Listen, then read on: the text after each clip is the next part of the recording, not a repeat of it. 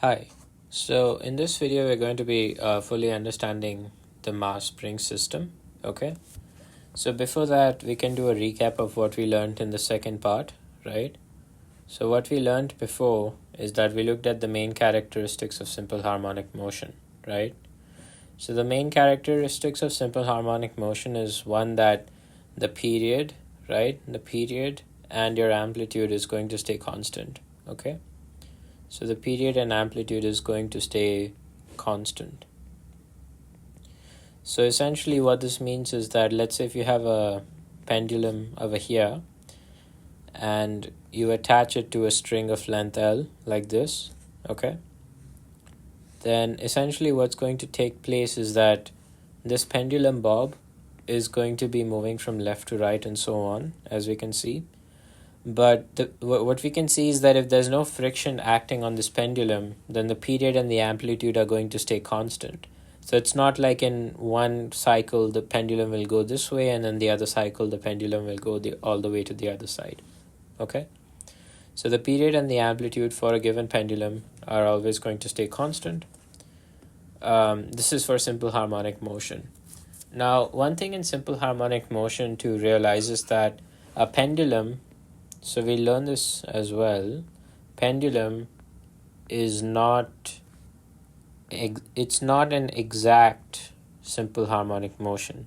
It's an approximate example of simple harmonic motion, like it's approximate, but it's not exact. Because one of the conditions of simple harmonic motion is that acceleration is proportional to negative x. And over here, as you can see, this, as we saw in the previous videos, the acceleration in the x direction is negative g sine of theta, right? It's negative g sine of theta. So what you see is that this acceleration, in this case, it sort of comes at an angle of theta, right? So the acceleration is not exactly in the x direction, right? It's not exactly acting in this positive x and negative x direction. It's acting on a tilt. So because of this tilt, the simple harmonic motion pendulum movement is not an exact example of simple harmonic motion, but you can approximate it. So one way that people approximate it is that they make the angle of theta to be very small, right? So if theta is like really, really small, then the pendulum will just be moving left and right. And you can sort of think like, in this case, if theta is so small, approximately the pendulum is just going left to right. So the tilt is very small, right? So that's why for very small values of theta, so for small values of theta, right? For small values of theta, the pendulum does show SHM, right? So it does show SHM. But it does not show it for large values, right? For large values of theta. For example, let's say if I make the pendulum go all the way to the left. So in this case, as we can see, this theta should be 90 degrees, right? So if you look at the acceleration, then we look at the axes over here. The axis is going to be tilted, right? So if you remember, if you see the axis over here, then the axis is sort of going to follow the pendulum bob, right? So this is how it will follow. And actually I can draw this as y, x, negative y. So now if we sort of visualize this, then, in this case, this is our starting position and this is how the axes will tilt. See? This is how the tilt is going on with the pendulum bob's movement. So over here, the thing over here is that the tilt happens, right? So in this tilt, if we remember it, this is how the tilt is going to be looking like. Okay? So you've got this over here, this is how it will be. So you're going to get, over here you'll have y, negative y, right? And then this will be x and negative x. So as you can see over here, when theta becomes very, very large, the acceleration in the x direction is just negative g sine of theta.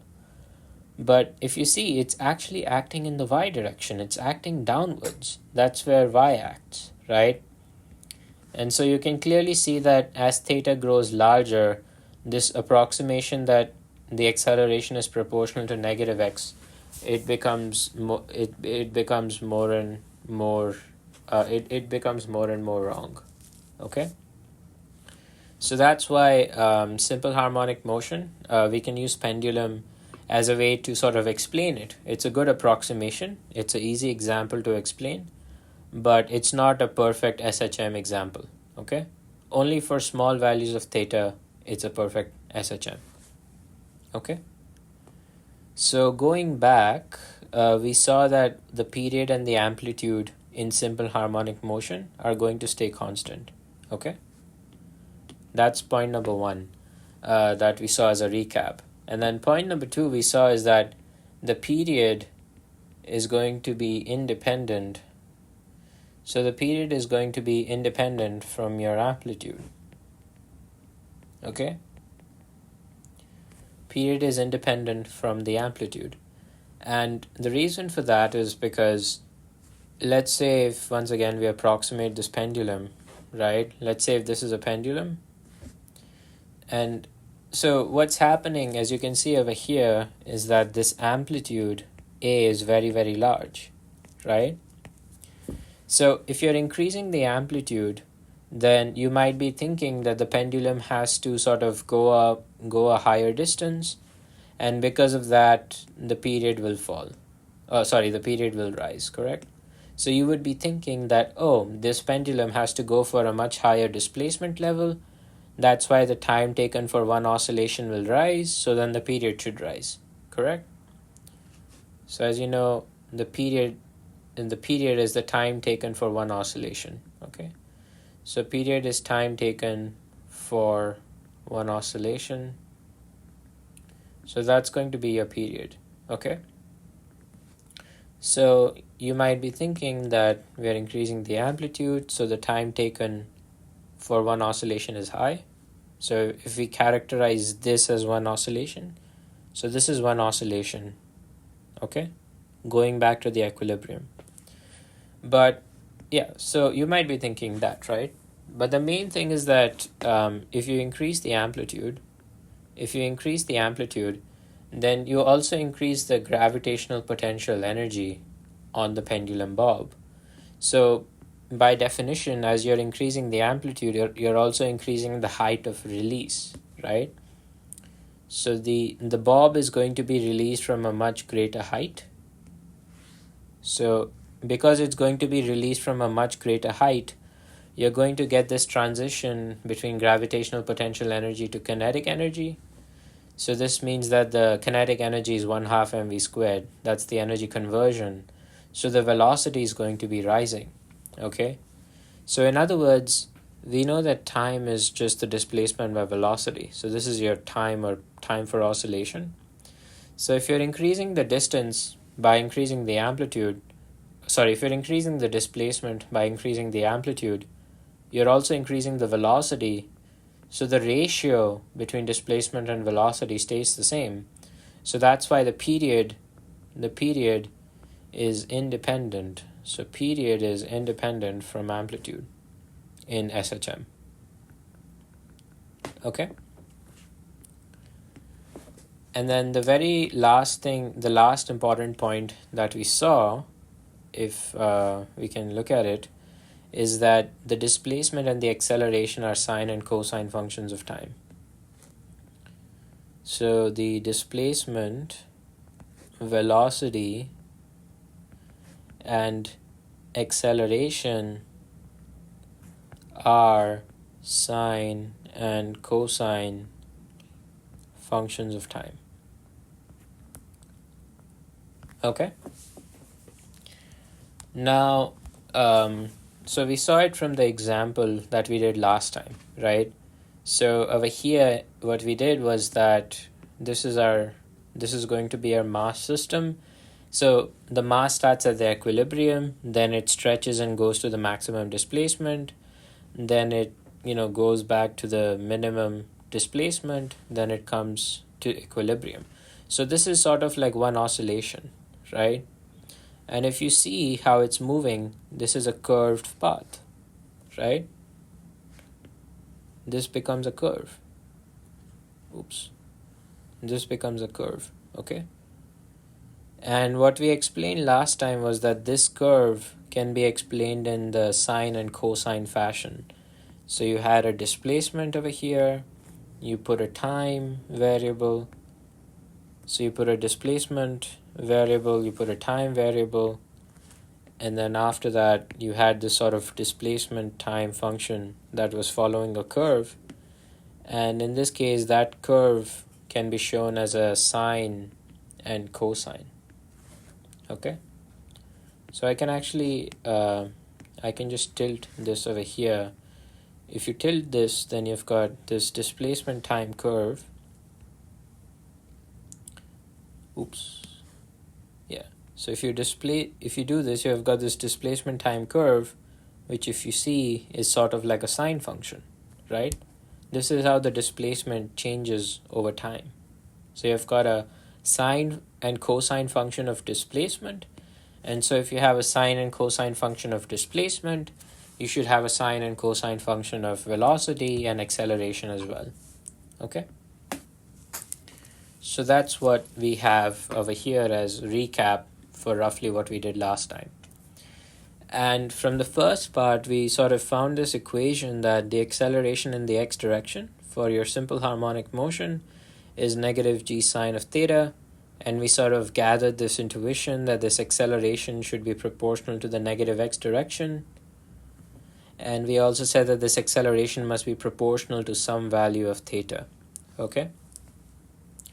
And I explained that we will derive an equation where we will get that for a simple harmonic motion, the acceleration should be negative omega squared x, where omega is your angular velocity, that's delta theta by delta t. Okay, so we will sort of derive this equation and get an intuition for how things happen for this. Okay, good. So now what we can do is we can draw the mass spring system again, and in this mass spring system we can look at the forces that are acting, right? So if this is a mass spring system, then actually let's draw it this way. Okay, so if this is a mass spring system, and let's say if I've put this spring on the ceiling, what we ended up seeing is that for a spring, the net force acting on the spring is negative kx. Okay, this is Hooke's law. This is in the unit of forces, right? So the net force is negative kx, and what we can say is that for this mass spring system, so this mass spring system, let's say if we say it's acting in this direction, right? So this is the set of axes that we're going to be using. This is positive x, positive y, negative y. So what we can see is that for this mass spring system, the mass is going left to right. So we can say that the force or the net force is in the x direction. Okay? And because this mass spring system is not going up or down, then we can definitely say that the net force in the y direction is 0 newtons. Okay? So we only care about this x direction. So therefore, because the net force is in the x direction, we can apply Newton's second law. So we can say that mass times acceleration in the x direction is negative kx, right? And if we get this result, simple free body diagram, we get that the acceleration in the x direction is negative k by m multiplied by x. Okay? And you can see that this formula is sort of similar to acceleration is negative omega squared x. Okay? Now, you would be asking, how do we get this omega squared value, right? And I think this confuses a lot of students, because the way we find this omega squared value is by using a concept that you have not learned before, right? and I think you won't learn it until you go to university, I would say. So this is a concept of differential equations. Okay.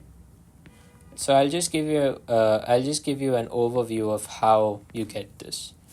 So we can just say that this acceleration is negative omega squared x, right?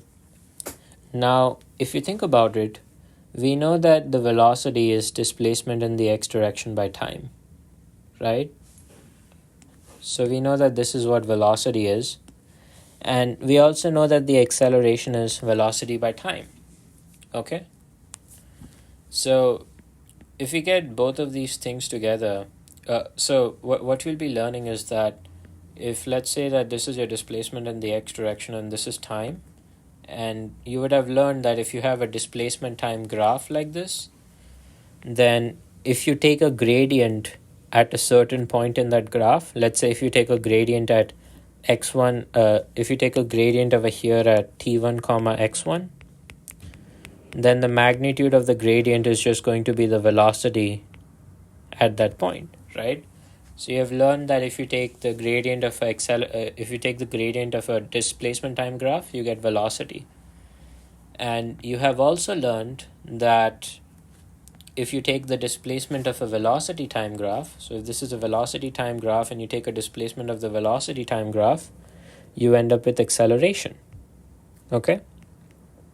So the gradient of, so let's say over here, if this is t1 comma v1, then the gradient or the acceleration at time t is equal to t1 is just the gradient at that point.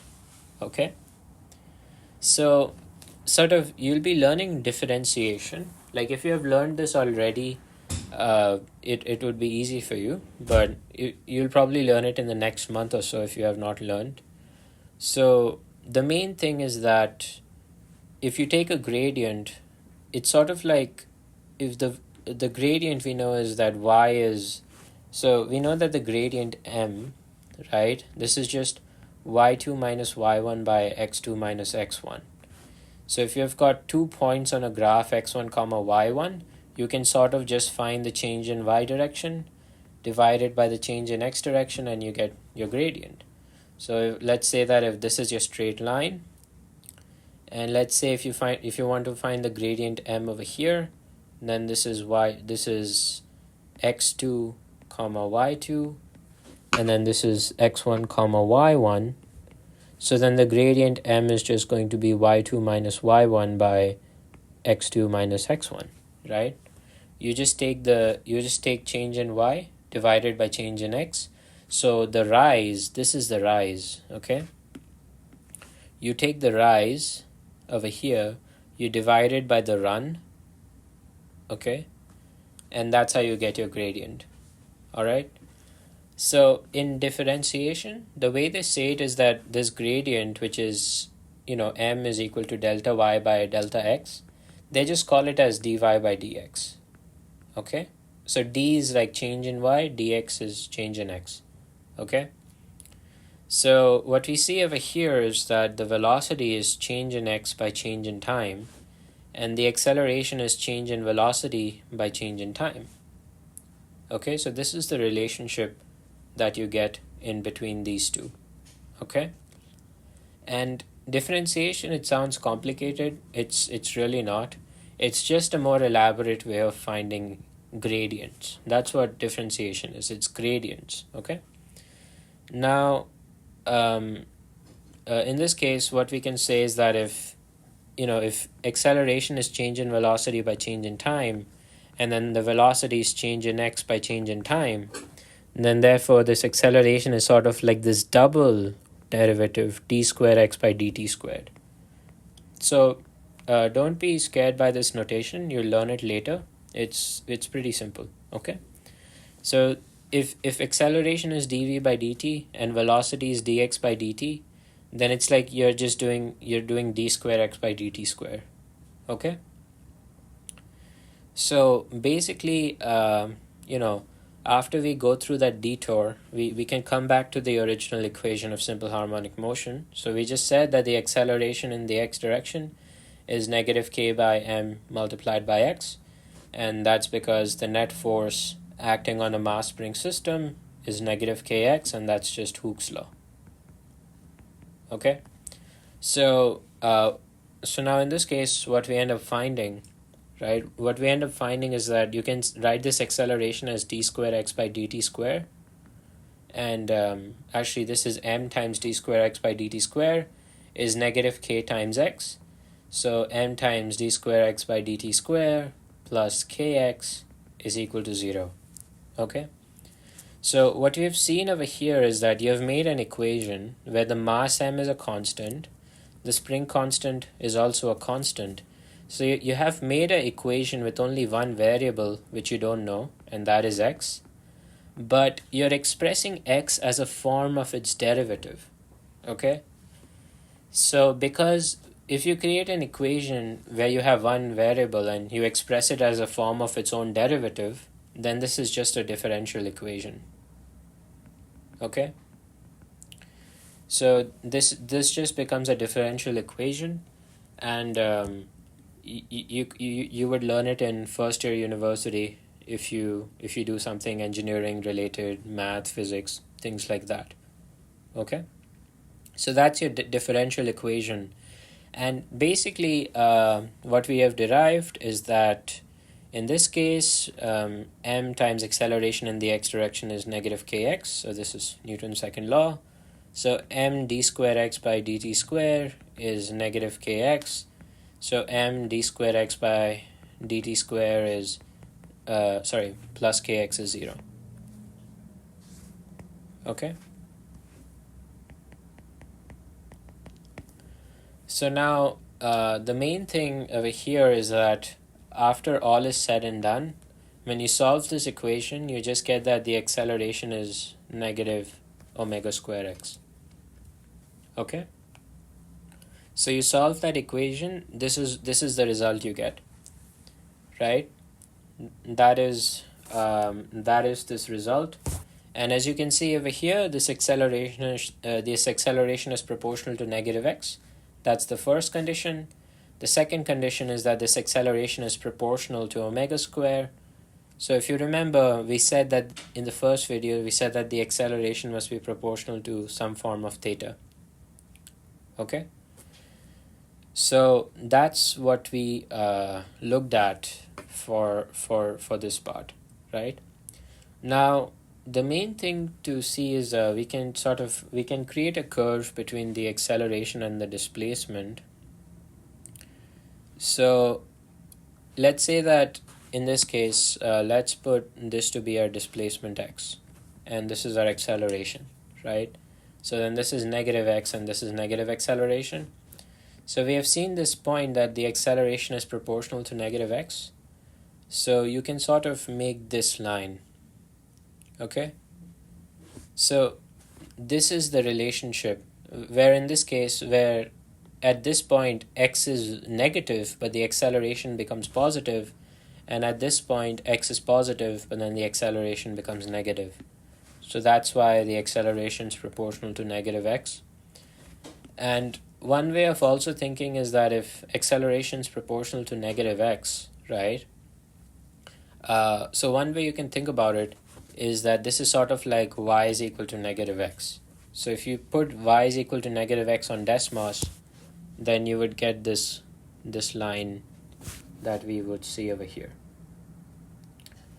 Okay? Right? So that's how we would look at these situations, right? And if you look at this graph, we know that the acceleration is negative omega squared x. Okay? So we will look at these questions as we go on. Okay? Right, so that's about that. And then the other thing what we can do is that we come back over here. We know that the acceleration is negative omega squared x, and we also found that the acceleration is negative k by m times x. So if you just simply compare these two, you get that omega squared is equal to k by m. So therefore the omega is the square root of k divided by m. Okay? Right? So that's how we would be looking at these equations, right? Okay, all right then. That's for this part.